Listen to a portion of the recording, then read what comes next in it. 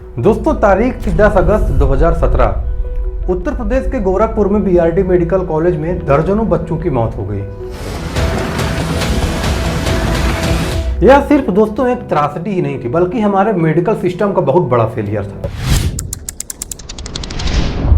BRD college के नवजात ward में ऑक्सीजन की कमी के चलते कई सारे मासूम बच्चों की मौत हो गई। सरकारी रिपोर्ट बताती है कि ऑक्सीजन सप्लाई की जो डिमांड थी, ऑक्सीजन सप्लाई की जो भरपूर्ति थी, वो गैर कानूनी ढंग से की गई थी हॉस्पिटल में, जिसमें कई सारी रिपोर्ट्स ये मानती हैं कि सही तरीके से ऑक्सीजन पूर्ति न होने के कारण ये हादसा घटित हुआ है। ऊपरी स्तर पे तो इन बातों को बोला जा रहा था कि राज्य सरकार को इस बारे में जानकारी नहीं थी, कि गवर्नमेंट जो है उत्तर प्रदेश सरकार की इस मामले में कोई भी जवाबदेही नहीं थी, ना उनको इसके बारे में कोई जानकारी थी। लेकिन यहाँ पे घूम घुमा के आरोप किस पे लगाए गए? प्रधान जो राजीव मिश्रा थे हॉस्पिटल के, उन पर गंभीर लापरवाही का आरोप यहाँ पे लगाया गया। इन बुनियादों को सामने लाया गया कि उन्हीं की वजह से किस तरह की त्रासदी को अंजाम दिया गया है। उनकी कमी के चलते ऑक्सीजन सप्लाई न होने की वजह से दर्जनों मासूमों की जान चली गई।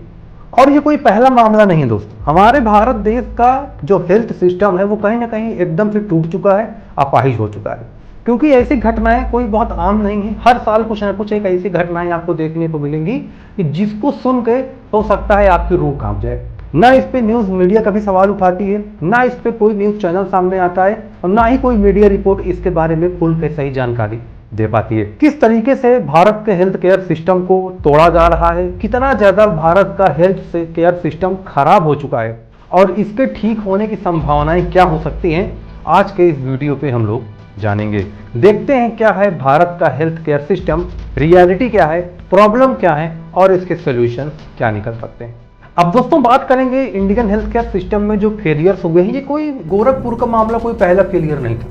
इस तरीके के कई फेलियर्स यहाँ पे हमारे सामने देखने को मिल चुके हैं। जहाँ पे 2014 में छत्तीसगढ़ नसबंदी त्रासदी का मामला सामने आया था, जिसमें छत्तीसगढ़ के बिलासपुर जिले में एक नसबंदी शिविर में 15 महिलाओं की मृत्यु हो गई थी और 70 से अधिक महिलाएं गंभीर रूप से बीमार हो गई थी। ये त्रासदी अपने आप में बहुत बड़ी त्रासदी थी और गवर्नमेंट ने कहीं ना कहीं इस पे पूरी तरीके से चुप्पी साध ली थी, और किसी भी प्रकार की कोई यहाँ पे रिपोर्ट्स को खुलासा नहीं किया गया था, और ना ही न्यूज़ मीडिया के सामने आके बाकायदे यहाँ पे ब्रीफिंग की गई थी। मामले को पूरी तरीके से दबा दिया गया, और नतीजतन क्या हुआ? 2014 की बात थी, आज 2025 चल रहा है। पूरी तरीके से मामले को लोग भूल चुके हैं। बात करेंगे दूसरे मुद्दे पे। दूसरा मुद्दा दोस्तों आपको याद होगा 2011 में कोलकाता केस हुआ था, जो कि दोस्तों AMRI अस्पताल में आग लग गई थी। 9 दिसंबर 2011 का मामला था, जहां पे कोलकाता के एक निजी अस्पताल AMRI में आग लगने से 89 लोगों की मौत हो गई थी। यह आग अस्पताल के बेसमेंट में रखे ज्वलनशील पदार्थों के कारण लगी थी। अब ये दोस्तों मेडिकल सिस्टम का फेलियर कहें या तो पर्सनल लापरवाही कहें, दोनों में दोस्तों कोई अंतर नहीं है। इसी प्रकार अगर दोस्तों अगले हादसे की बात करें तो आपको याद होगा नवंबर 2024 का झांसी का वो मामला, जहां पे दोस्तों एक यूनिट में आग लगने की वजह से 18 से ज़्यादा नवजात शिशुओं की मौत हो गई थी, और जिसमें से कई सारे नवजात शिशुओं को यहाँ पे बहुत ही ज़्यादा सीरियस कंडीशन में एडमिट कराया गया था।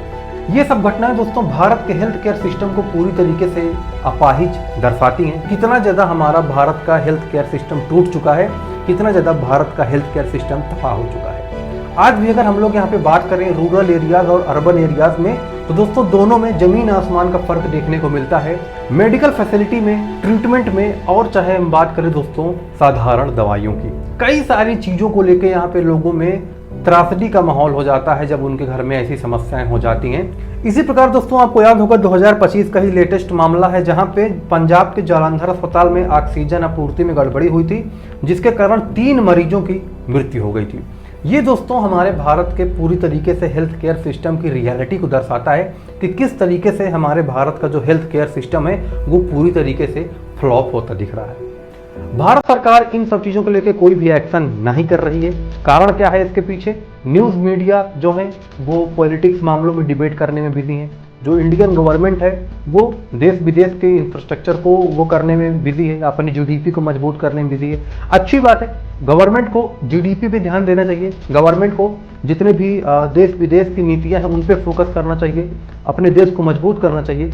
लेकिन उसका क्या, जो कि दोस्तों हमारे देश की रीढ़ की हड्डी है, हमारा जो हेल्थ सिस्टम, जब तक हम अपने घर में अपने देश के लोगों को स्वास्थ्य नहीं रख सकते हैं, उनको हम स्वास्थ्य प्रोवाइड नहीं कर सकते हैं, हम बाहर जाके अपनी नीतियों को क्या करें। इन घटनाओं से ये साफ ही स्पष्ट होता है कि भारत में जो बुनियादी ढांचे हैं, प्रशिक्षण है, निगरानी है और जो जवाबदेही है, इसकी गंभीर रूप से कमी देखने को हमको यहाँ पे मिल रही है। गवर्नमेंट अपने ऊपर दोष नहीं देती है, डॉक्टर अपने ऊपर दोष नहीं देते हैं, मेडिकल कॉलेजेस अपने ऊपर दोष नहीं देते हैं, तो फिर दोष किसका है, इसमें किसकी गलती माने। अगर आप या आपके घर का कोई मरीज हॉस्पिटल के आईसीयू वार्ड में एडमिट है और किसी भी कारण से, चाहे वहाँ पे ऑक्सीजन की कमी हो, कोई गलत आपको यहाँ पे मेडिकल ट्रीटमेंट मिल गया हो, या तो वहाँ पे आग लग गई हो, इसमें किसकी गलती मानी जाए। अगर government, hospital authority, medical colleges in सब की जिम्मेदारी नहीं देंगे, जवाबदेही नहीं लेंगे, जो डॉक्टर्स हैं इन सब की जवाबदेही नहीं देंगे, तो जवाबदेही यहाँ पे होगी किस, क्या आपकी होगी? बिल्कुल नहीं। कहीं ना कहीं इन सब चीज़ों का एक बहुत बड़ा फेलियर हमारे भारत में देखने को मिलता है, और ये आज का ही नहीं, ये काफ़ी सालों पुराना ये इंफ्रास्ट्रक्चर बना हुआ है और ये इसी प्रकार निरंतर चल रहा है, जिसमें भारत के हेल्थ केयर सिस्टम को बुरी तरीके से यहाँ पे फ्लॉप देखा जा सकता है। इन समस्याओं के समाधान के लिए कई चीज़ें बहुत ही ज़्यादा आवश्यक होती हैं, जैसे कि स्वास्थ्य सेवाओं में पारदर्शिता और निगरानी को बढ़ाया जाए, जिसमें लोगों को ये पता चल सके कि जो मेरे पेशेंट का ट्रीटमेंट हो रहा है वो कैसे हो रहा है, क्या वहाँ पे पूरी फैसिलिटी अवेलेबल है।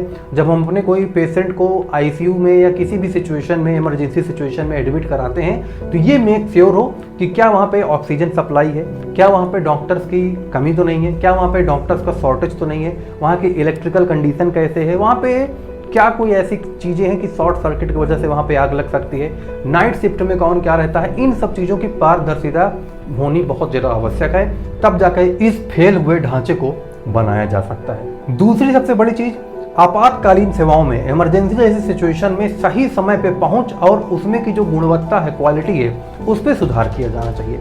सही समय पे इमरजेंसी फैसिलिटीज़ को पेशेंट तक पहुंचाया जाए, या तो जब हॉस्पिटल उनको लाया जाए तो पूरा प्रॉपर वहाँ पे ट्रीटमेंट के लिए फैसिलिटीज अवेलेबल हो।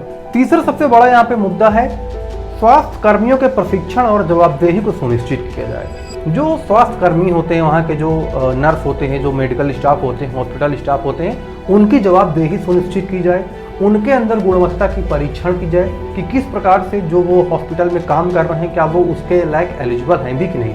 इन सब चीज़ों का जो इम्प्रूवमेंट है भारत देश में निरंतर रूप से करना चाहिए, और इसके प्रति एक कमेटी बैठानी चाहिए जो कि भारत के हेल्थ केयर सिस्टम के बारे में इसकी देखरेख कर सके। अब दोस्तों अगर बात करें यहीं पे गोरखपुर के बीआरडी अस्पताल के मामले में, जहाँ पे दोस्तों ऑक्सीजन सप्लाई की कमी की वजह से बच्चों की मौत हो गई थी, दर्जनों बच्चों की मौत हो गई थी, वहाँ पे सबसे बड़ा फेलियर क्या था, वहाँ पे सबसे बड़ा गुमराह करने वाली बात क्या थी, जिसको सुन के आप भी चौंक जाएंगे। सबसे बड़ा यहाँ पे पॉइंट निकल के आता है निगरानी का अभाव, जो कि दोस्तों जो डॉक्टर्स की ट्रीटमेंट्स होती है, जो डॉक्टर्स के राउंड्स होते हैं, उनमें सबसे बड़ी कमी इसकी देखी गई है। जो सीनियर पदाधिकारी थे, जो सीनियर अथॉरिटी थे, उन्होंने कॉन्टिन्यू बेसिस पे ऑक्सीजन की सप्लाई का निरीक्षण नहीं किया, जिसके चलते उनको इस बारे में जानकारी ही नहीं थी कि हमारे पास ऑक्सीजन की इतनी बड़ी कमी है। ये सबसे बड़ा यहाँ पे दोस्तों पॉइंट होगा गोरखपुर वाले हादसे में, जहाँ पे इस तरीके के प्रॉब्लम्स को यहाँ पे देखा गया। जो सीनियर अथॉरिटीज होते हैं उनका राउंड पे ना निकलना गोरखपुर के इस नवजात शिशु वाले कांड में सबसे बड़ा रोल अदा करता है कि ऑक्सीजन कमी हुई तो हुई कैसे। क्या वहाँ पे जो सीनियर अथॉरिटीज़ थे उन्होंने राउंड करके चेक नहीं किया वीकली बेसिस पे, डेली बेसिस पे, कि क्या हमारे हॉस्पिटल में ऑक्सीजन यूनिट्स की कमी तो नहीं है। दूसरी सबसे बड़ी बात, जिस दिन गोरखपुर के बीआरडी कॉलेज में ये घटना हुई, उस दिन 13 नर्सों को उस यूनिट में देखभाल के लिए रखा जाना था, लेकिन 13 में से मात्र 3 नर्सें ही उस दिन उस यूनिट में देखभाल के लिए थी। बाकी की 10 नर्सें कहाँ थी, इसके बारे में ना डॉक्टर के पास कोई जवाबदेही है, ना हॉस्पिटल की तरफ से कोई जवाबदेही है, और ना ही मेडिकल कॉलेज की तरफ से कोई जवाबदेही है।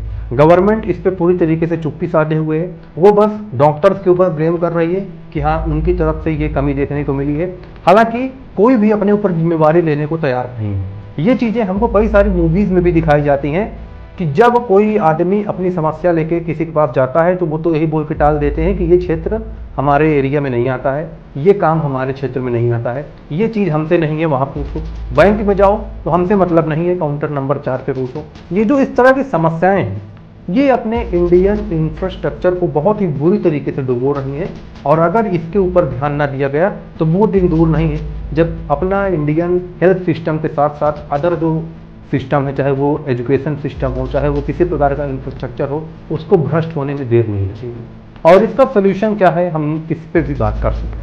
आपका इसमें क्या सुझाव है, आप क्या सुझाव देना चाहेंगे कि भारत के हेल्थ केयर सिस्टम को मजबूत बनाने के लिए किन कड़ियों को जोड़ना पड़ेगा, किन किन सुधार की जरूरत है, और क्या अधिकारियों को और वरिष्ठ पदाधिकारियों को जवाबदेही की जरूरत होती है या नहीं? कमेंट में अपनी राय जरूर दीजिए। बाकी अगर यूट्यूब चैनल पे हमारे पहली बार आए हैं तो सब्सक्राइब कर लीजिएगा। मिलते हैं आप लोगों से नेक्स्ट वीडियो में कोई नेक्स्ट टॉपिक के साथ। जय हिंद।